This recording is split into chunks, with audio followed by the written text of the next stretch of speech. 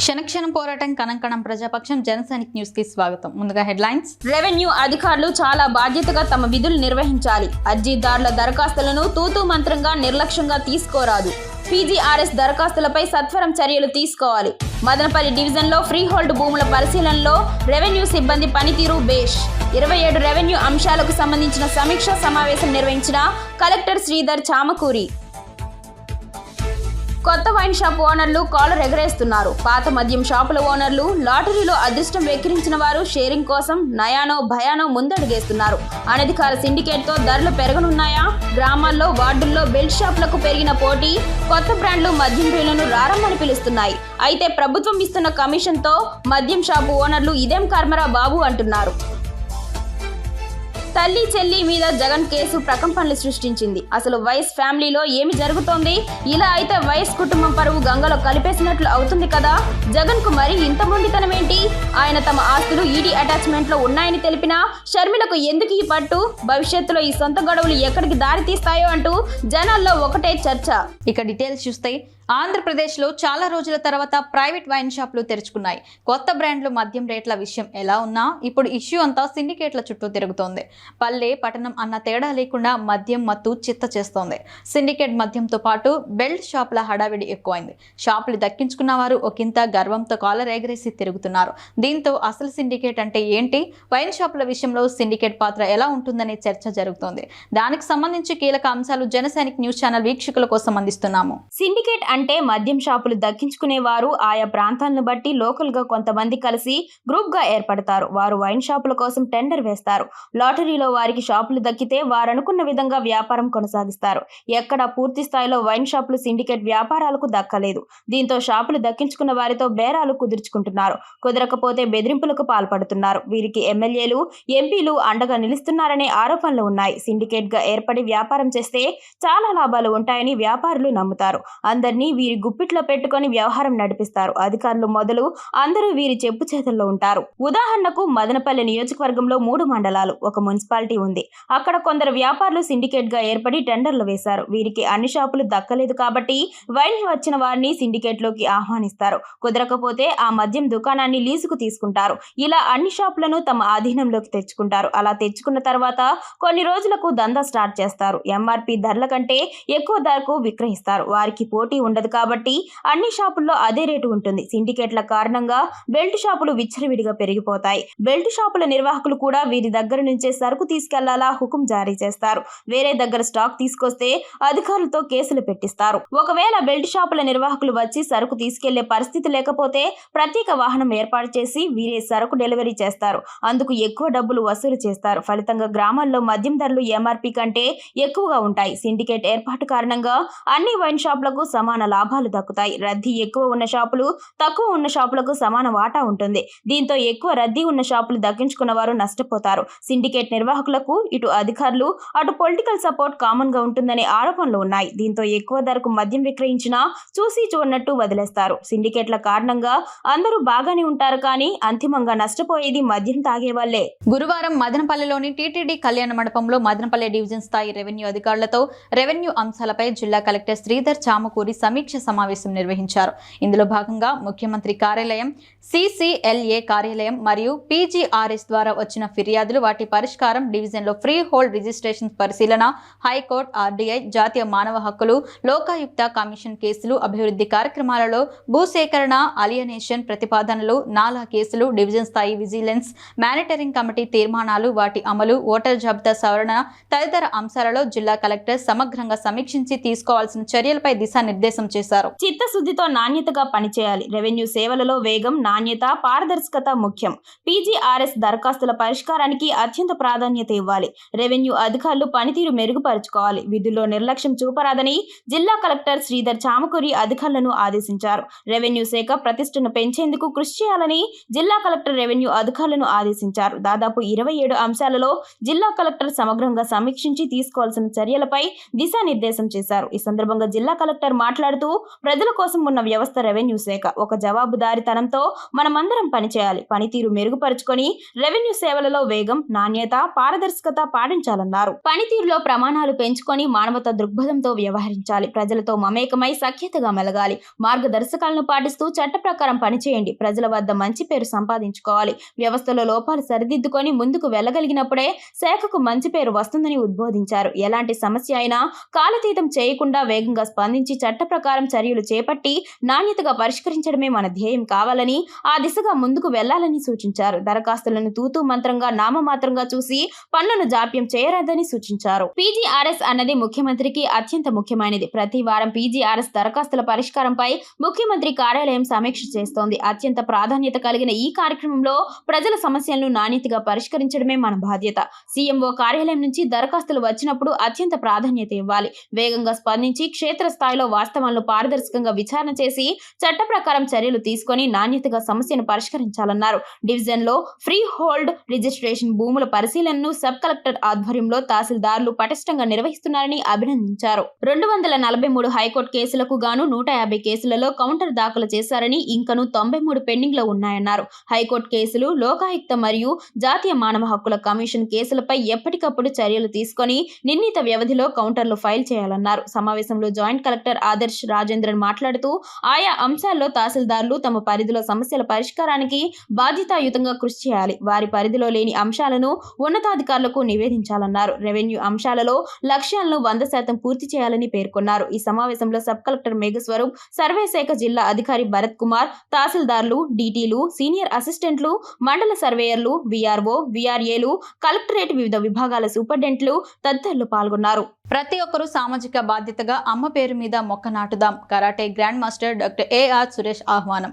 భారత ప్రభుత్వము, క్రీడా మంత్రిత్వ శాఖ, నెహ్రూ యువ కేంద్రం, కడప శాఖ మరియు youth karate and sports association సంయుక్త ఆధ్వర్యంలో అమ్మ పేరు మీద ఒక మొక్క నాటుదాం కార్యక్రమం నిర్వహించారు. అమ్మ పేరు మీద ఒక మొక్క నాటుదాం కార్యక్రమం youth karate and sports association ఆధ్వర్యంలో మాతృమూర్తి అయినటువంటి అమ్మ పేరు మీద పట్టణ, గ్రామీణ ప్రాంతాలలో మొక్కలు నాటడం జరిగింది. ఈ సందర్భంగా youth karate and sports association అధ్యక్షులు మాట్లాడుతూ నేల తల్లిని సంరక్షించడంలో భాగంగా ప్రతి ఒక్కరూ మాతృమూర్తి అయినటువంటి అమ్మ పేరు మీద మొక్క నాటి వాటిని సంరక్షించి పర్యావరణ పరిరక్షణలో భాగస్వామ్యం కావాలని అన్నారు. మొక్కలు పెంచడం వల్ల సకాలంలో వర్షాలు కురుస్తుంది, వాతావరణంలో కాలుష్యాన్ని తగ్గించవచ్చన్నారు. ఈ సందర్భంగా బీసీ హాస్టల్ వార్డెన్ వెంకటేష్ మాట్లాడుతూ సామాజిక బాధ్యతగా యువత స్వచ్ఛందంగా ముందుకు వచ్చి గ్రామాల్లో, పట్టణాలలో చెట్లను విచక్షణ రహితంగా నరకడం వలన కలిగే అనర్థాలను ప్రజలకు వివరించాలన్నారు. అంతేకాకుండా గ్రామస్తుల సహకారంతో గ్రామంలోని ప్రభుత్వ మరియు ప్రైవేట్ కార్యాలయాలు, ఖాళీ మైదానంలో పెద్ద ఎత్తున మొక్కలు నాటి పర్యావరణ పరిరక్షణకు తమ వంతు కృషి చేయాలని అన్నారు. ఈ కార్యక్రమంలో SC hostel warden Ramprasad, Abhinay Kant, assistant professor CSE, MITS college, S Prabhakar, యువత, బీసీ హాస్టల్ విద్యార్థులు, కరాటే విద్యార్థులు, వారి తల్లిదండ్రులు తదితరులు పాల్గొన్నారు. అందరికీ శుభోదయం. ఈరోజు ముఖ్యంగా బీసీ హాస్టల్ నక్కలదినిలో డాక్టర్ ఏఆర్ సురేష్ గారు వారి ఆధ్వర్యంలో చెట్లు నాటే కార్యక్రమం హాస్టల్లో ప్రారంభించబడింది. ఇక్కడ ఫ్రూట్ బేరింగ్ మొక్కలు మరియు పూల మొక్కలు లాంటివి హాస్టల్లో ఆహ్లాదకరమైన వాతావరణం ఏర్పరచాలనే సదుద్దేశంతో వారు హాస్టల్ని సందర్శించి ఇక్కడ పిల్లలకు ఆహ్లాదకరమైన వాతావరణం ఏర్పరచడానికి మొక్కలు నాటడం జరిగింది. ముఖ్యంగా మొక్కలు నాటడం అనేది చాలా ప్రశస్తమైనది. మన నేటి రోజుల్లో కలుషిత వాతావరణం అనేది ఏర్పడి మన భవిష్యత్తుకు ఇబ్బందికరంగా మారబోతూ ఉంది. ఆ తరుణంలో ఈ చెట్లు అనేటివి మనకు ప్రాణవాయువును ఇస్తాయి. కార్బన్ డైఆక్సైడ్ని పీల్చుకొని ప్రాణవాయువును రిలీజ్ చేస్తాయి. 10 మంది పిల్లలు ఇక్కడ, ఎక్కువ మంది పిల్లలు ఇక్కడ ఉంటారు కాబట్టి అలాంటి మొక్కలు ఇక్కడ నాటితే బాగుంటుందనే సదుద్దేశంతో వారు ఇక్కడ రావడము, వారు ఈ కార్యక్రమాన్ని ఇక్కడ ఏర్పాటు చేయమనేది చాలా గొప్ప విషయం. వారికి ధన్యవాదాలు తెలియజేస్తున్నాను.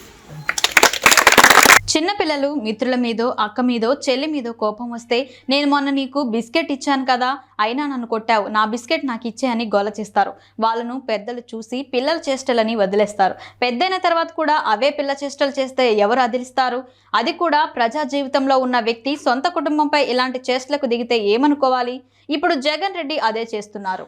జనమంతా ఆయన వైపు నోరెళ్లబెట్టి చూస్తున్నారు. హవ్వా షర్మిల వ్యతిరేకత వ్యాఖ్యలు చేస్తోందని ఎన్సీఎల్టీలో పిటిషన్ వేస్తారా? జగన్ రెడ్డి ఎన్సీఎల్టీలో వేసిన పిటిషన్ చూస్తే ఎంత అపరిపక్వ మైండ్ సెట్ తో ఉన్నారో అర్థమవుతోంది. తనను షర్మిల వ్యతిరేకిస్తుంది కాబట్టి తాను గిఫ్ట్ డీడ్ చేసినవి రద్దు చేసుకుంటానని ఆయన వాదిస్తున్నారు. అలా ఎవరైనా ఎన్సీఎల్టీకి వెళ్తారా?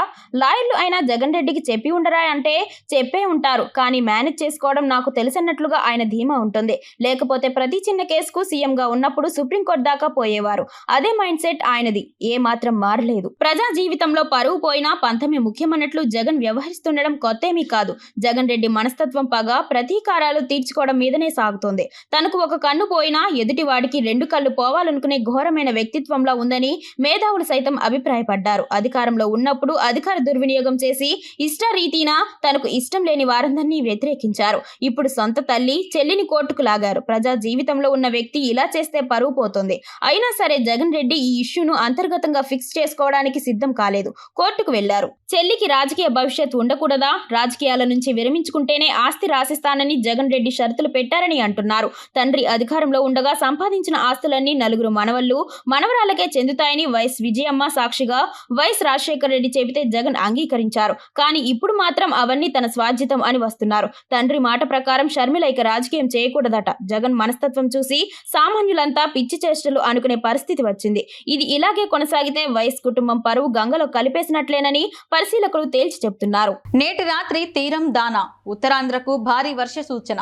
ఏపీ, తమిళనాడు, ఒడిశా, పశ్చిమ బెంగాల్ రాష్ట్రాలను భయపెడుతున్న తుఫాను బిత్తర్, కనిక, ధ్రమ మధ్య తీరం దాటే అవకాశం. పశ్చిమ బెంగాల్లో భారీ నుంచి అతి భారీ వర్షాలు కురిసే అవకాశం. ఏపీలోని పోర్టుల వద్ద రెండో ప్రమాద హెచ్చరిక జారీ. గత రాత్రి నుంచి ఇప్పటి వరకు 200కు పైగా రైళ్ల రద్దు చేసిన రైల్వే శాఖ.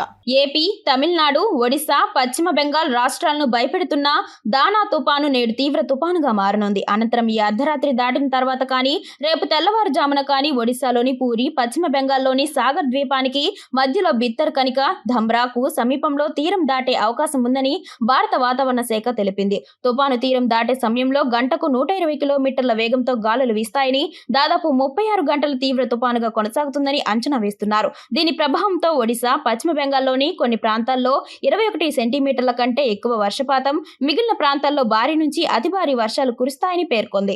ఏపీలో 3 రోజులు వాన్లు తుపాను ప్రభావంతో ఏపీలో వచ్చే 3 రోజులు తేలికపాటి నుంచి ఓ మోస్తారు వర్షాలు కురుస్తాయని వాతావరణ శాఖ అధికారులు తెలిపారు. ఉమ్మడి శ్రీకాకుళం, విజయనగరం, విశాఖపట్నం జిల్లాల్లో రేపు భారీ వర్షాలు కురిసే అవకాశం ఉందని పేర్కొన్నారు. పోర్టులకు 2వ నెంబర్ హెచ్చరిక జారీ చేశారు.